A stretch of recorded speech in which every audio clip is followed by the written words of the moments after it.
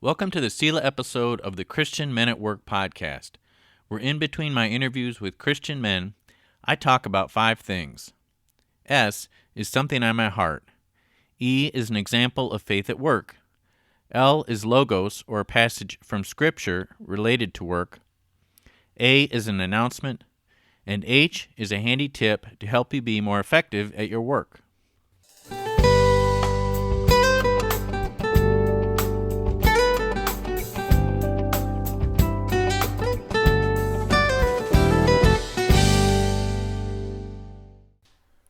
Men at Work, welcome to episode 209, which is Selah episode 105. I want to talk about the liking gap at work. I had an awesome weekend at a retreat for the Real Men 300 group that I'm a part of, and visiting with some old friends in Atlanta, dear friends. And there's a lot that was discussed that I, from those experiences that I could talk about, but it's interesting. What I want to talk about is something I heard on my car ride home, and I was listening to some language tapes, trying to get better at my Hebrew, and then I decided to turn on the radio, and I came across NPR, which I'm not usually a big NPR fan, but I do like to listen to it sometimes. And there was a show called Hidden Brain. I don't remember the name of the host, but he was interviewing a psychologist named Erica Boothby, Boothby. And this woman had done research on what she called social illusions, specifically what she called the liking gap and the invisibility cloak illusions. And some of the conclusions she came to was that in our conversations, generally, people overestimate the negative thoughts that other people have toward them. And contrary to that, when we are not talking to someone and we're just observing others, we tend to underestimate how much other people are noticing us.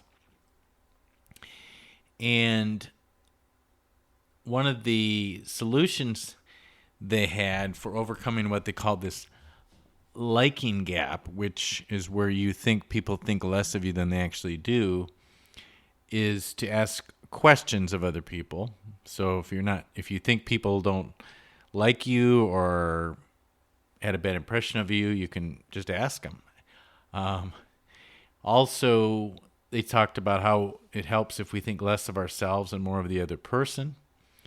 They said that if we give compliments to others, it helps dismantle the liking gap for other persons. And I thought, while this was interesting, I couldn't help but thinking, they could have just read the Bible instead of doing all this research. But so I wanted to give some biblical perspective on this and then make an application to our work. First of all, the whole idea of focusing less on ourselves and more on the other person is all over Scripture. Philippians 2 verse 4 says, "Let each of you look not only to his own interests, but also to the interests of others." Philippians 2 verse 3 says, "Do nothing from selfish ambition or conceit, but in humility count others more significant than yourselves." Romans 12:10 says, "Love one another with brotherly affection. Outdo one another in showing honor." 1 Corinthians 12:24 says, "Let no one seek his own good, but the good of his neighbor." And Romans 12:16 says, "Live in harmony with one another. Do not be haughty, but associate with the lowly. Never be wise in your own sight." Another thing I thought was interesting, that what this story did not address and what the psychological study did not address was any kind of a spiritual aspect or how our relationship with God might play into this. It was all about humans interacting with other humans. And, if we could truly care only what God thinks and not what other fallen human beings think about us. Imagine how many of our challenges and worries, sadness, discontent, how those would just be gone. And yet, we may pray to God. We may say that we care what he thinks. We may say that we only want to please him. He's number one, blah, blah, blah. You know, we have all the Christian lines, the Christianese that we say. But if we're truly stressing out over what we think other people think of us, then those things can't really be true. Psalm 56:11 says, "In God I trust. I shall not be afraid. What can man do to me?" So what's the work application? Well, if you're like me, you care what people think at work. You question whether you made the right impression at a meeting or in a conversation at work, whether you said something stupid when you should have said something smart. Maybe you're worried about offending somebody. If we would start our day with God and hearing from him about what he wants to know for our day, and then seeking him with all our heart throughout our day, throughout our work day, this liking gap would become pretty much a non-issue, in my opinion.